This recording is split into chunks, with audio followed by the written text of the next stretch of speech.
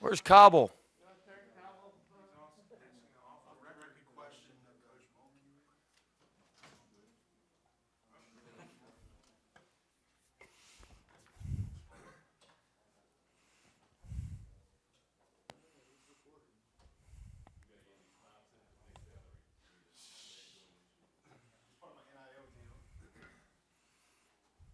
Can't we gonna wait on him? It's your call. Huh? We'd have waited on you, Sheldon, but Cobble, we ain't waiting on you if your camera's running. Put that on the news. Uh, all right, Arkansas. Look, they're a good team. They're way better than their record in league play. They should be 3-1 in league, in my opinion. Note is an unbelievable scorer. Jalen Williams leads them in charges. He does a great job protecting the rim. Make sure you check your feed, Cobble. Make sure you check your feed before you leave. You can thank Mr. Joseph for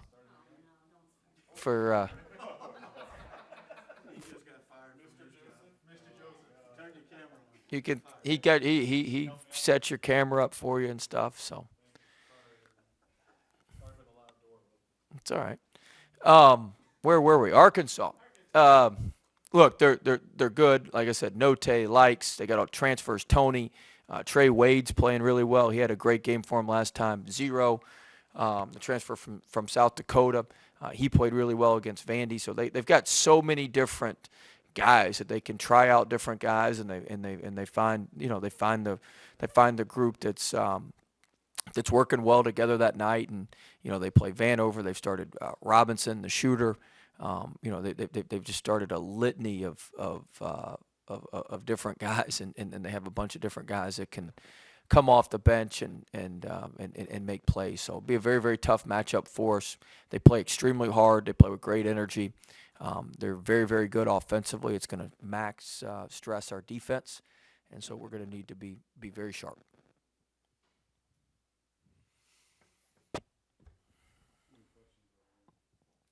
Just starting. That was the opening statement, What? Cobble. Yeah. Just you ended with the defense. I just want to start there. Even Kim had commented about how well you all have been playing. You didn't want to talk in the preseason about it. You said you were tired of hyping it up and you wanted to see it. Now that you have the best defense in the country, just what are your feelings of satisfaction about that? I mean, it's good, but we got to keep it that way. I've seen some slippage the last couple games. We've gone back and tried to correct it on film yesterday, and we tried to correct it in practice today. We can't get slip. We got to get a little tighter on our switches. So I mean, I've been very, very pleased. But we got to continue to stay disciplined with our details in it, Right. because people are going to start picking apart at it. Right. And update on X. I know it was just another day, but Yeah, I'd say he's doubtful for tomorrow. He's been running. He's moving better, but I just don't think he's quite ready to play. All out tomorrow. We'll see tomorrow morning. Let him run around a little bit and see what he thinks. But I'd be surprised if he played. One of the things that you've said in the past, but you've really stressed about this year's team, is the connectivity of it. If you could just kind of elaborate in the ways that I don't necessarily need to know how you develop it. I think we got some of that yesterday, but just the idea of that being rare or different on this year's team, is that accurate? No, I mean, look. Last year was different because we had COVID. We couldn't do anything. We couldn't do anything to develop it, and we've evolved. I mean, we've got a leadership council. We didn't have that a couple years ago. We've got where we teach leadership once a week. We've got the team divided out into units. There's just a lot of different things that we've evolved with since we've been here, and it kind of leads to where we are. To where we are now. You got to get better every year. We'll be better next year than we were this year at it. And so there's a lot of stuff I want to do in the spring. I've already got written down some ideas, and I've been talking to Nelson about it because he's the one who has to make them work. But, there, in this time with college athletics, that's the most important part, in my opinion, is how quickly it's a race to see who can get their group to come together the quickest. Now, you got to fit the right personalities, and part of that goes into recruiting, profiling, and some of that stuff that we do. But once you get the right personalities, then it's a race to who can make it all who can put the gumbo together the best and the quickest. And so, we've got the right ingredients. You gotta make it work. And I think we've done a better job of that this year. And I think we'll be better next year than we were this year. Brandon Murray, what have you seen from him so far this season? Oh, I mean, he's awesome. I'm getting ready to watch film with him here before walkthrough tonight. But I mean, he's a freshman who plays like a senior. He he's just so mature, and he sees things out there, and he's critical to what we do and how we play, and he's been just tremendous for us this year. He's one of the best freshmen in the conference. He's one of the best freshmen in the country, in my opinion. I know you wanted to pound the paint the other night, but We always want to pound the paint. protect the paint and attack the paint, right? Simplistically, yes. Yeah. But at the end of the game, when you look at it, only had 9 3-point attempts, and you shot 50% from the field. I mean, was it kind of It's not a surprising you only had coincidence. 9? It's not a coincidence. Right. You take higher percentage shots, you shoot a higher percentage. I think no. I mean, we're going to need to take more than 9, but I think 12 to 15 is a pretty good little sweet spot for us, and we can get there. And Not 12 to 15 in one half, which is what we have been firing. And I assume you had a pretty good talk with him before the Florida game about that You think? situation. You think? What, on the talk? I don't know if it's suitable for the presser here, but I was very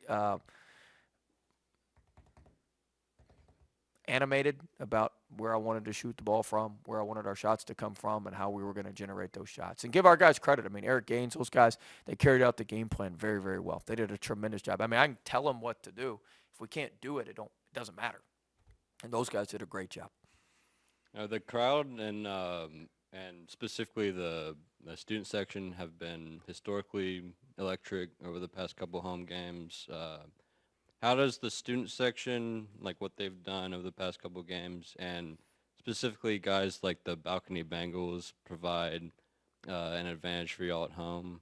It's a huge advantage. I mean, I think our student sections have been great all year. I mean, we got the Balcony Bengals. We got the guy who went out and bought his own general costume and walked in the other day. Nellie's like, "You're not going to believe this." Nelson came and told me before pregame. I said, "How the hell did he get that thing?" So I guess he went on Amazon too, like we did. But look, the students, the team, and to me, the whole crowd and the team feeds off the students. And when the student section's great, when the student section's rocking like it has been, and really what the Balcony Bengals and some of the folks have done is they've provided some leadership in the student section, which is what we've needed. We hadn't had a lot of leadership. That's what Nelson's been working hard with LeBrent and Tyrone from my staff. That's what they've been working hard to develop, is somebody that can lead it and make the sheets before the games and do all that sort of stuff, which is what we haven't had. And give all those guys credit. Give Dave Haskin, our marketing guy. He's phenomenal. He's the best in the business, and he's had all sorts of great ideas. And so I think our team and the whole arena feeds off that. Yeah, and in SEC play, y'all are averaging like 22 fouls a game. Is it impossible? Damn, Ron, you got anything else you want to ask about? No, I want. Hey, God, you ask about this every press No, this conference. is a legit question that needs to be. You tried to get me fined. You gonna pay the fine? No. I'm not, let me finish my question. When you look at the I'm film, just joking. when you look at the film, is it impossible to play as aggressive as y'all do? Well, and not so get here's that many it's a fouls? good question. So here's the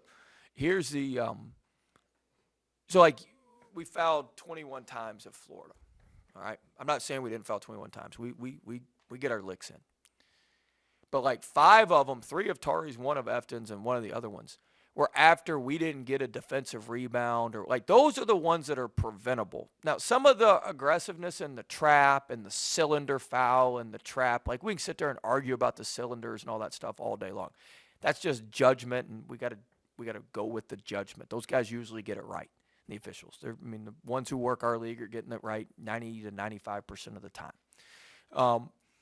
But the ones we got to cut out are the ones that are preventable for us, and that's what I showed our guys. There were 5 of them that were preventable, including 3 of Eason's. Now the charge wasn't preventable. That was his 4th foul, and the 5th foul, whatever. But the first 3 were off we fumbled a ball out of bounds that we had control of.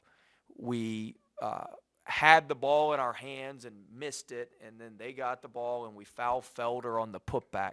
Like, those are the ones that are preventable. And so that's what I've tried to spend my time on. I can't change some of the other stuff. I can change the stuff that we can control, and that's what I try to focus my time on, and that's the stuff we can control, and we got to get better at that.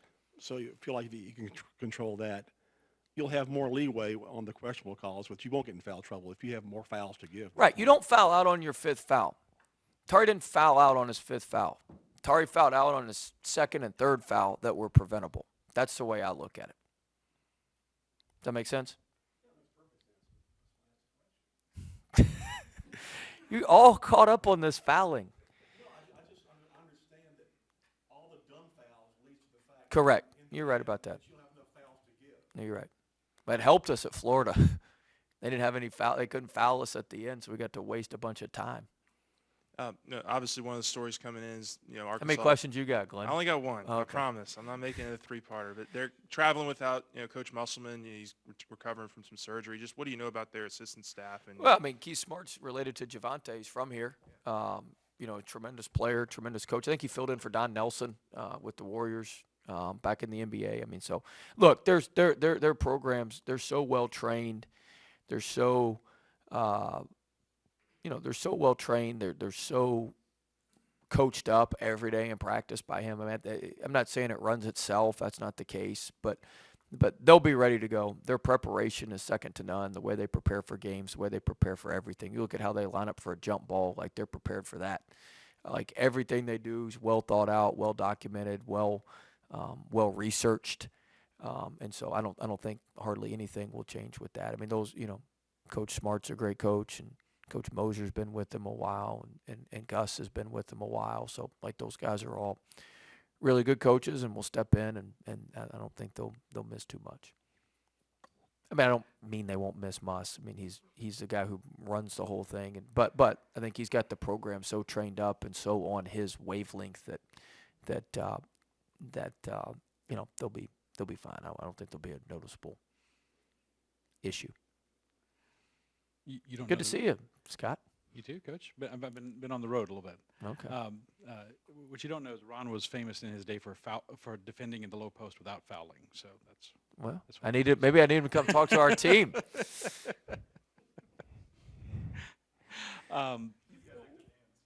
right. We all know. We've all Damn, heard- Ron, they're piling on you today, man. That's right. Comes with the territory, right? I know that better than anybody. Yeah, really. We've learned obviously that you're a numbers guy. Your NET ranking has been very good, not only just in conference since conference play started, but in the non-conference. Why does the NET love your team so much, and especially that you're ranked ahead of Auburn, who obviously has just as good a record and beat you guys? I mean, I don't know. I didn't think we played anybody in the non-conference. Got a big game Saturday. Murray State at Belmont. Big game. Big game for the Bruins. You know, the Bruins are a quad one win for the Tigers right now. How about that? Yep. I mean, look, you got to schedule them. You got to beat them. Ohio had a big win over Bowling Green the other night. You don't think I follow that stuff, do you? You know, Ohio's lost 2 games to us in Kentucky. So you got to schedule them, and then you got to win them. But look, the net's not a perfect formula. There's a couple teams ahead of us we should be ahead of, and Auburn should probably be ahead of us if you look at it. But it's not a perfect formula. But if you play the right teams and you beat the right teams, you're gonna be in a good spot with all that. And so we try to schedule the right teams, and I'm not saying we game the system, but we play to the system for sure, and we try to make sure that we're doing as well as we can within the guardrails that they give us. We're aware of it at all times. Back to Ron saying, that's what drives me crazy when we foul at the end of games. You want to screw your net up in your efficiency ranking, start fouling at the end of games. You watch us when we don't. I mean, everything matters. If we're down big, if we're down 8 with 28 seconds left, we ain't fouling because I ain't giving them 2 more points. Goes against it goes against everything. Like, we ain't doing that. So, I don't like when we're up big and we just get terrible whistles with the other guys on there. Like that killed. There's nothing that hurts your efficiency more than the fouling. So you got to be cognizant of all of that. Because at the end of the day, the difference between Auburn and us and the other guys is thousandths of a decimal point or 10,000ths of a decimal point. And so everything matters with that. Coach Tari Eason has been a game changer for you guys this year. Typically, he would be a starter. He's the 6th man off the bench for you guys. Well, we're hitting all of them on the bingo card today. Why doesn't Tari start? What about the fouls? I mean, we're hitting all of them on the LSU basketball bingo card today. I like it. Huh? Damn, Ron. All right. I'm sorry. What's the question? So the question is that because of foul trouble, or does he... Look, there's a lot of reasons. Look, the reality is we're 15-1. It's been working. Nobody in their right mind would change what's been working. Is Tari Eason a starter? Yes. He could start on any team in our conference, including ours. He's a great player. But part of it is, too, look, yeah, the referees do call it tight early in the game. That's just a fact because they want to set the tone for how the game's going. So it has allowed us outside of Florida, because that was one of his issues at Cincinnati was he fouled a lot. It has allowed us to keep him in the game a little bit longer and let the game kind of settle in a little bit, and then we bring him in. But look, it doesn't bother him. It doesn't bother our team. He's a team guy. He's a great guy, and he apologized to me when he fouled out at Florida. I'm like, Tari, you don't need to apologize, man. It's all right. But he's, look, it's worked for our guys, and we're just going to kind of keep it moving. I'm not saying we wouldn't change it in the future, but we're going to keep it moving. One of your new kicks that you're on is that we deserve nice things, or we deserve to think good things about ourselves. Just how much of that is an actual deal? What do you mean? Well, I think you feel like we're all waiting, and maybe we are all waiting for that shoe to drop, right? Whatever bad thing to happen that always seems to happen to an LSU team that's on the ascent. How much of that do you focus on with your team, and how much of that is a message for the fans to get on board now? None of it. Look, we're that's what I said. Like, we're built on a solid foundation. This isn't like some just. At the end of the day, guys, we're the winningest team in the SEC over the last 3 years plus this year right now. Damn, it's not like we just came out of nowhere. Like, we've been really, really good. My point is we're not going anywhere. And the problem around here is we haven't been very consistent. And there's been a lot of reasons why we haven't been very consistent. We've been like a roller coaster. You got to take Dramamine for like every season we'll be great, we'll be bad. We'll be great, we'll be mediocre, we'll be great, we'll be like we're on a, it doesn't mean we're going to win it every year. It doesn't mean we're going to go to the Final Four. It doesn't mean any of that. But you got to keep giving yourself cracks. The more cracks you get at it, the more times you're in the top 4 in the SEC, you'll win it every couple years. The more good seeds you get in the NCAA tournament, you'll break through and get to the second and third weekend. But you got to keep giving yourself cracks. And my point is, we're built for the long haul to continue to give ourselves cracks to do that. And we've been consistent. And I think I said that at my first press conference. We just want to be a model of consistency. And if you're consistent and you're at the top of that every year, you're going to give yourself chances to have great years. Some years you'll get upset. That's just part of it. The tournament and all that stuff's unpredictable. But the more cracks you give, it's like the more ping pong balls you have in the lottery. You got a better chance of your number popping out. And so, you've got to have those. You got to have those. You just got to have that happen. Look at Virginia, who was unbelievably consistent, and they've dipped off a little bit this year, but they've been unbelievably consistent in the ACC, at the top of the ACC for 6 or 7 years, right? Everybody knows they lost to the 16-1 game or whatever. Then they come back the next year and they win it. I look at it like this: the year before that, remember when Syracuse beat them in the Elite Eight? they had Syracuse beat, and Syracuse started pressing them and beat them in the Elite Eight. And that Final Four they would have won that Final Four if they didn't necessarily I'm not gonna say blow the game to Syracuse, but that was a game they should have won. Then you look at the year they won the national title. They beat Purdue in the Elite Eight, and they have their center, do something crazy at the end of regulation to send it to overtime to even get to the Final Four. My point is, they probably should have gone to the Final Four the year they lost to Syracuse, and they probably shouldn't have gone to the Final Four the year they won the NCAA tournament. So, but the bigger point is they kept giving themselves cracks at it. So, yeah, when they had the bag break happen against Syracuse, they had the bad break happen against UMBC, and then they had the good break happen against Purdue. You just got to keep giving yourself the cracks at it. And I'm not saying we're where Virginia is yet. We're not. But you got to keep giving yourself the cracks at it, and eventually you bust it down. And that's just the way those things go is I think if you asked Tony Bennett, I don't know, his wife went to LSU. I think if you asked him, he would probably tell you, yeah, we probably should have won the Syracuse game and been in the Final Four that year and probably won the national title that year. And the year we won it, we probably should have lost to Purdue. I'm not trying to speak for him. I've never talked to him about it. But if you look at that sort of thing, that's just the reality of it. So my point is, we're here to stay. We're consistent. As I always say, you never bet against consistent behavior. And we're gonna be here for a while. We're just getting started.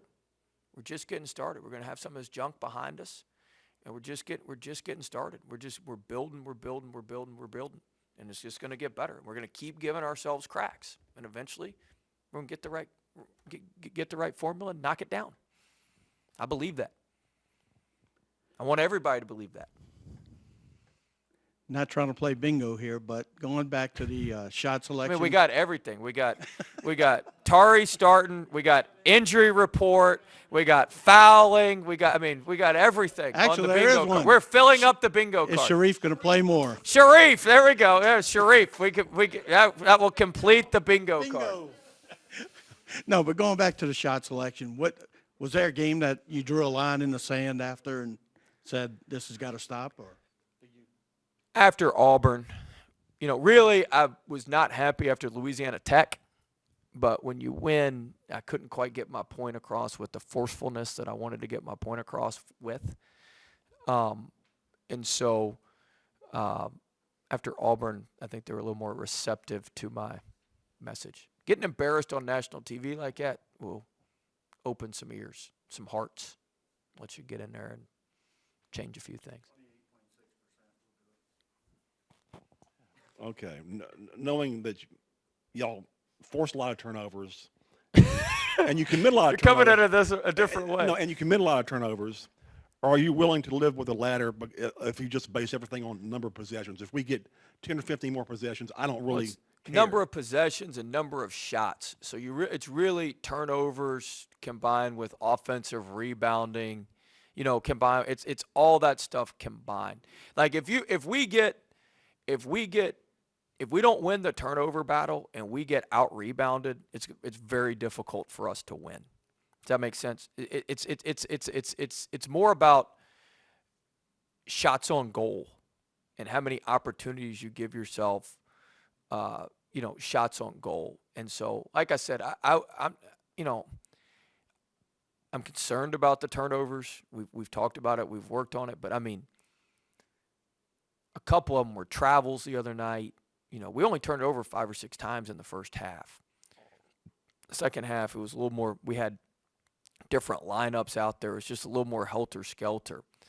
And we didn't have some continuity with our lineups. So I'm concerned with that. I'd like to keep it around 12. We're at about 14 a game right now. I'd like to get that down to 12 because 2 extra possessions mean a world of difference in the SEC.